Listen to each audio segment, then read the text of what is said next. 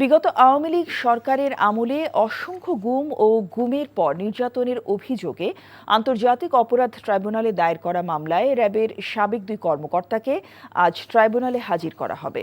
এই দুই কর্মকর্তা হলেন রাঙামাটি ট্রেনিং সেন্টারের সাবেক পুলিশ সুপার মহিউদ্দিন ফারুকী ও বরিশাল রেঞ্জের অতিরিক্ত পুলিশ সুপার আলেপ উদ্দিন।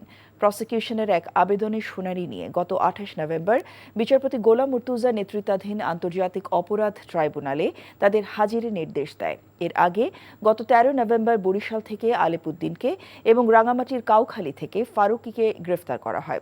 বৈষম্য বিরোধী ছাত্র আন্দোলনে রাজধানীর শনির আখড়ায় জোবায়ের ওমর খানের মৃত্যুর মামলায় বর্তমানে তারা কারাগারে আছেন।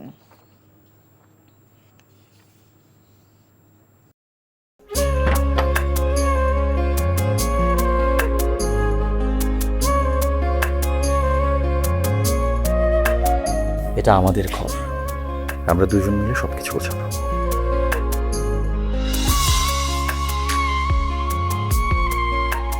বাহ, এই ঘরটা এতদিন মরে আসছিল, নতুন বউয়ের হাত পরে একটা চক চক চক চক করতেছে।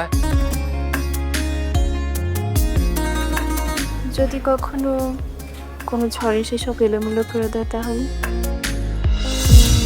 আরে তুমি আসছো, তোমার বউয়ের হাতে রান্না খুবই চমৎকার। এলাকাটা ভালো না, একটু সবকিছু চোখে চোখে রাখেন। আমার খাওয়ানিও তোমার কোনো চিন্তা করতে হবে না। এই যে চুরি দিয়েছে, শাড়ি দিয়েছে না যে লোক, তার কাছে চল চল চল, শোনো শোনো। পৃথিবীতে মানুষের মানুষের সম্পর্কের বড় সমস্যা কি জানো? ভুল বোঝাবুঝি।